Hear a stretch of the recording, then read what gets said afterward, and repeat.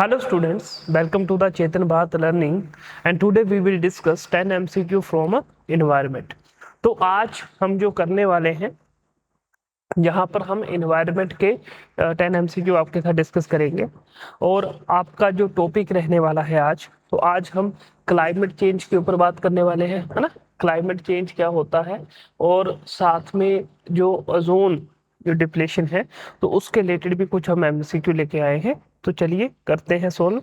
आइए, ये हमारा जो फर्स्ट क्वेश्चन है, consider the following statement regarding black carbon suit, है ना। ब्लैक कार्बन सूट क्या होता है? देखो, ब्लैक कार्बन एक शॉर्ट लिव्ड क्लाइमेट पोल्यूटेंट है produced from the incomplete combustion of fossil fuels, biomass and the biofuels. Unlike carbon dioxide, black carbon remains in the atmosphere for centuries and thus has a long-term warming effect. Deposition of black carbon on snow and ice accelerate melting by reducing the albedo of the surface. तो अपने को इसमें से correct statement बतानी है। आप लोगों ने क्या करना है, सेम वीडियो को पोस्ट करो, आंसर को लॉक करो और हमारे साथ मैच करो। क्लियर? आइए देखते हैं बच्चे। ब्लैक कार्बन बिल्कुल सही बात है कि एक शॉर्ट लिव्ड यानी कम समय में रहने वाला है क्लाइमेट में, ठीक है। एक पॉल्यूटेंट है जो कि प्रोड्यूस हो रहा है, कहां से प्रोड्यूस हो रहा है? इनकम्प्लीट कंबशन से ऑफ फॉसिल फ्यूल्स। बिल्कुल सही बात है। तो हमारी जो फर्स्ट स्टेटमेंट है वो बिल्कुल करेक्ट है। देखो, कार्बन डाइऑक्साइड की बोल रहा है अनलाइक कार्बन डाइऑक्साइड, जो उसके मतलब कि उसके ना होने सेम ना होने के कारण black carbon remains in the atmosphere for centuries. तो बोल रहा है कि ब्लैक कार्बन जो है सेंचुरीज तक रहता है और उसका एक लॉन्ग टर्म वार्मिंग इफेक्ट है। बट अभी तो आपने बोला, क्या बोला कि इसका क्या है, एक शॉर्ट लिव्ड क्लाइमेट पोल्यूटेंट है। तो मतलब कि ये स्टेटमेंट आपस में कॉन्ट्राडिक्ट कर रही हैं। जब कर रही हैं तो इन दोनों में से कोई एक सही होगा। तो बच्चे, ब्लैक कार्बन जो है वो शॉर्ट लिव्ड है ना। तो इसमें हमारा जो आंसर रहने वाला है वो 1 और 3 रहने वाला है। तो ये आपका राइट आंसर है। क्लियर? बड़े नेक्स्ट क्वेश्चन की ओर देखो। अब तुमसे पूछा गया है क्वेश्चन ऑन द किसके ऊपर? Global warming potential. कि कोई भी अगर कोई पोल्यूटेंट है वो कितना ज्यादा जो है पोल्यूशन कितना, अगर वो उसकी कोई ग्रीन हाउस गैस है तो वो कितने ज्यादा इफेक्टिव है। तो इसमें एक रेफरेंस पॉइंट हम कार्बन को लेके चलते हैं कि कार्बन का कितना गुना ज्यादा है। ठीक है, ओके। तो global warming potential is the major, oh sorry, ये तो मैंने आंसर बता दिया। How much heat a greenhouse gas traps in the atmosphere over a specific time period compared to carbon dioxide. Methane has a higher global warming potential than carbon dioxide over a period of year time horizon, but a lower global warming potential over a 20-year time horizon. Nitrous oxide has a higher global warming potential than methane and the carbon dioxide over both 20-year and the 100-year time horizon. बच्चे, ये अपने को इसमें correct statement बतानी है। अब मैं फिर से आपको बता देता हूँ क्या हो रहा है। ग्लोबल वार्मिंग पोटेंशियल क्या मेजर कर रहा है कि कितनी हीट जो है ग्रीन हाउस गैस जो है क्या कर रही है, ट्रैप कर रही है एटमॉस्फेयर में। देखो, ट्रैप करेगी, लॉन्ग वेव जो रेडिएशंस होंगी उसको एब्जॉर्ब कर रही है। तो कितनी कर रही है, इसको जो है कंपेयर किया जाता है कार्बन डाइऑक्साइड के साथ में। तो ये बोला गया है at a specific time compare to the carbon dioxide. तो बिल्कुल सही बात है, हमारी फर्स्ट स्टेटमेंट करेक्ट है। Methane has a higher global warming potential than the carbon dioxide. देखो, ग्लोबल वार्मिंग पोटेंशियल तो ज्यादा है मीथेन का कार्बन डाइऑक्साइड से। कार्बन डाइऑक्साइड का 1 है, मीथेन का 21 है, आई थिंक समथिंग इतना है।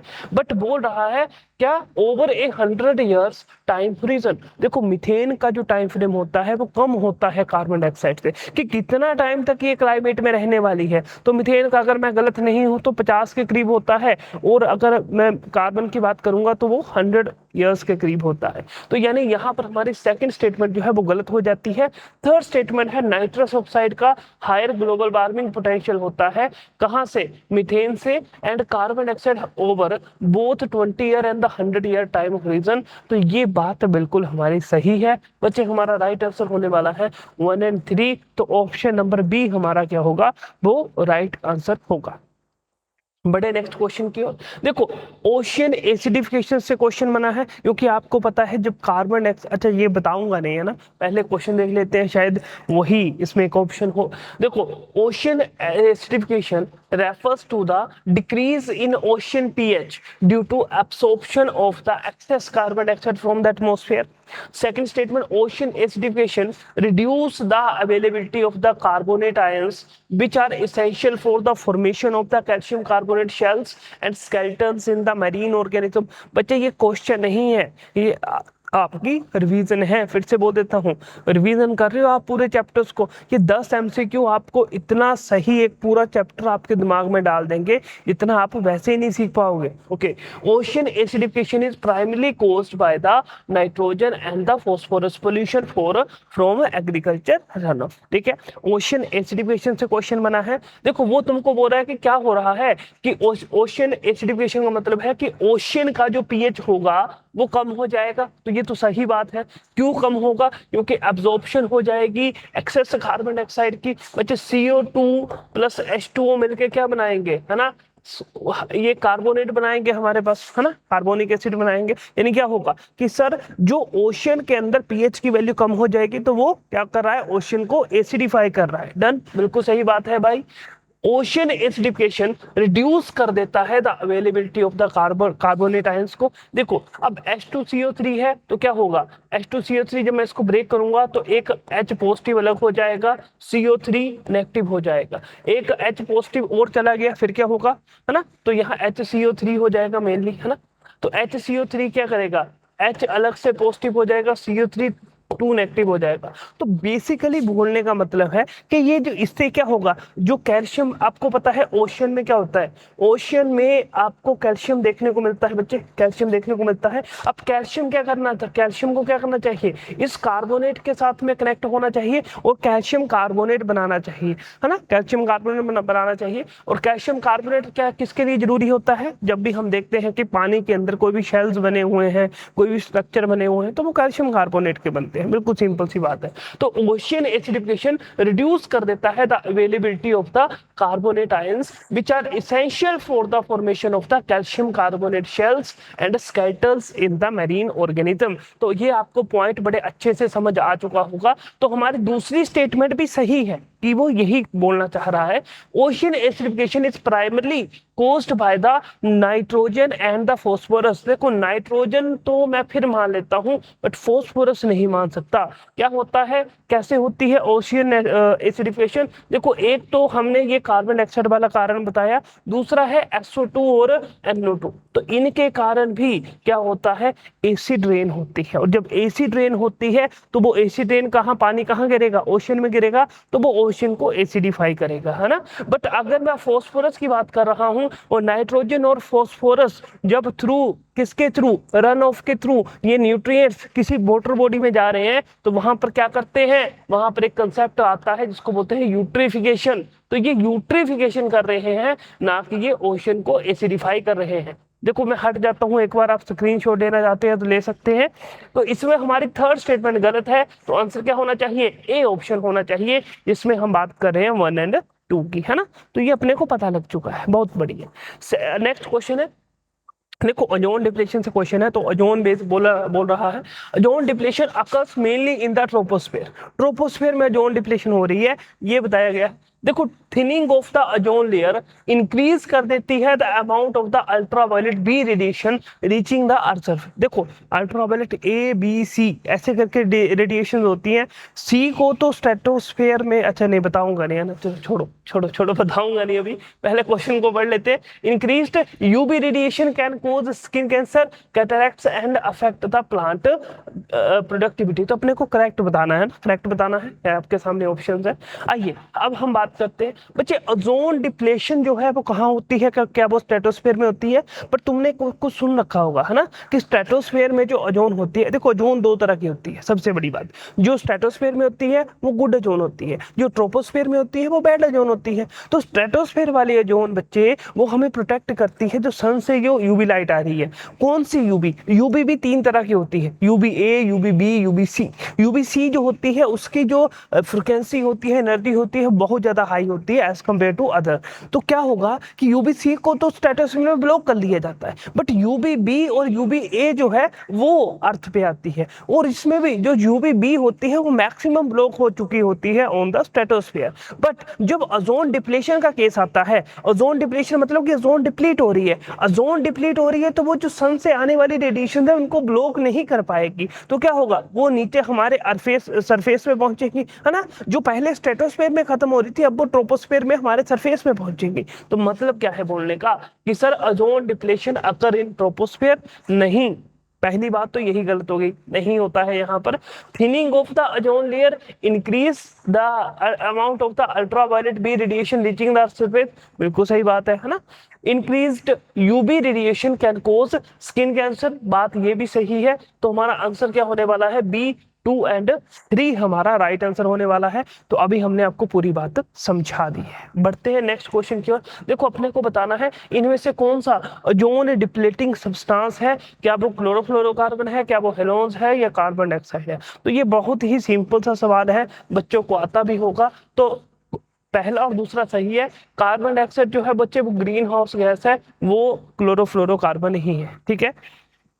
अच्छा, क्या मुझे ये लोग तुम कमेंट में बताओगे क्या HFC ये ग्रीन हाउस गैस है कि वो ओजोन डिप्लीटिंग सब्सटेंस है? जल्दी से बताएंगे। और एक और दे देता हूँ HCFC, क्या ये हमारे पास ग्रीन हाउस गैस है कि ओजोन डिप्लीटिंग सब्सटेंस है? तो ये आपके लिए क्वेश्चन रहा और मेरे को कमेंट में इसका आंसर चाहिए। डन, बहुत बढ़िया, इसका आंसर आपको पता है। देखो ये कुछ प्रोटोकॉल्स हुए हैं जो कि ओजोन को रिलेटेड ही, ओजोन के लिए ही हुए हैं। देखो सबसे पहले बोल रहा है कि वियना कन्वेंशन होता है 1985 में, जो कि प्रोवाइड कर रहा है एक फ्रेमवर्क को for international cooperation on protecting the ozone layer but does not mandate reduction in the ozone depleting substance. तो यहाँ पर ओजोन डिप्लीटिंग सब्सटेंस की कोई बात नहीं हुई थी, उसकी रिडक्शन करने की कोई बात नहीं हुई। यहाँ पर यही था कि आओ मिलके चाय पानी खाते हैं, बढ़िया एकदम, ठीक है। The Montreal protocol mandate the phase out of the ozone depleting substance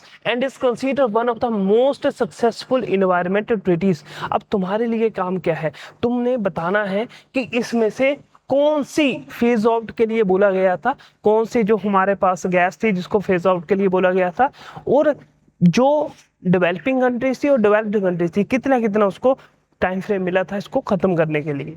the Kigali amendment focus on the phasing down of the hydrofluorocarbon which are potent greenhouse gas but not ozone depleting substance. मुझे बताइए आपको 2016 जो कि Kigali amendment हुआ है, Rwanda में हुआ है, तो तुमको ये बताना है कि इसमें फेजिंग आउट में भारत का क्या इनिशिएटिव है, भारत का क्या एक टारगेट है कि हम HFC को कब तक जो है खत्म कर देंगे। तो ये आप लोगों के लिए है, इसमें आंसर बताना है बच्चे। तो इसमें तीनों ही हमारे सही हैं, तीनों ही बातें हमारी एकदम सही हैं। आपके लिए आपने कमेंट बॉक्स में इसका आंसर देना है, जो जेन्युइन होगा वो बिल्कुल इसका आंसर देगा, आप अपना जो है कंटेंट जो होगा उसको रिवाइज करेगा। Okay, consider the following statement about the Stockholm conference. देखो स्टॉकहोम कॉन्फ्रेंस अलग होती है, कन्वेंशन अलग होता है। अब बच्चे यहाँ पर बड़े कंफ्यूज हो जाते हैं, सर स्टॉकहोम कॉन्फ्रेंस ये कब हुई थी? बच्चे ये 1972 में होने वाली कॉन्फ्रेंस है, यानी सबसे पहले जो हमारे इंटेलेक्चुअल पीपल थे, बुद्धिजीवी लोग थे। सर आप तो नहीं थे क्या उसमें? मैं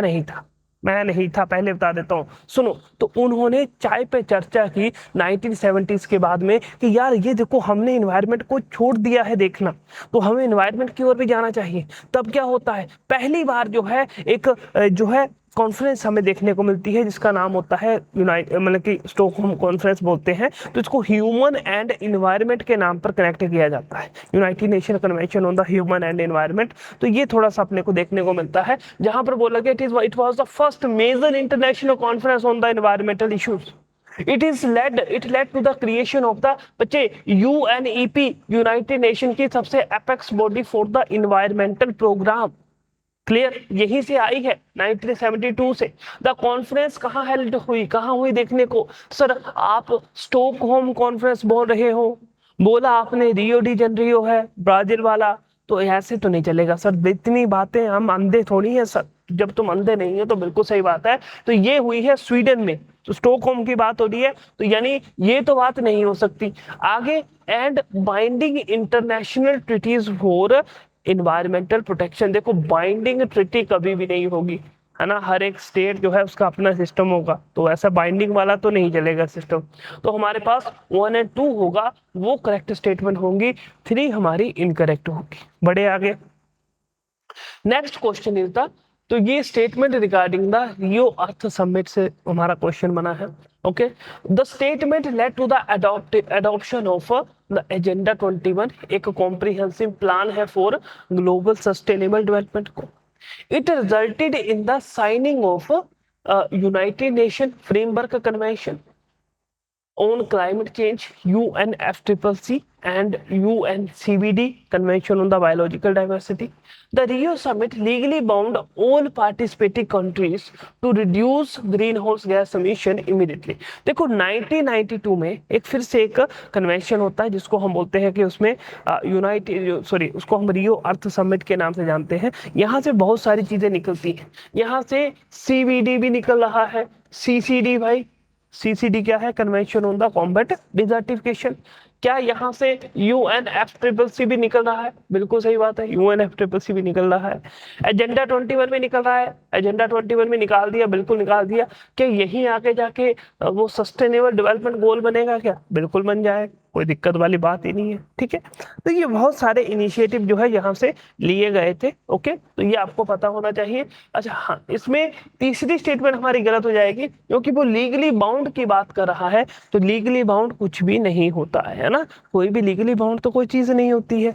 तो ये हमारी फर्स्ट सेकंड स्टेटमेंट सही रहेगी, बाकी हमारी स्टेटमेंट गलत हो जाएगी। देखो अपने को बताना है कि इसमें से कौन मेजर ग्रीन हाउस गैस है जो कि कॉन्ट्रीब्यूट कर रही है क्लाइमेट चेंज को। तो क्लाइमेट चेंज को लेके कौन सी गैस है जो कंट्रीब्यूट कर रही है, कार्बन डाइऑक्साइड सभी को पता है, मीथेन आदि दुनिया को पता है, नाइट्रस ऑक्साइड 10 to 20% बच्चों को पता है, सल्फर डाइऑक्साइड 1 to 2% बच्चों को पता है ना, 1 to 2% बच्चों को पता है कि ये शामिल नहीं होगी।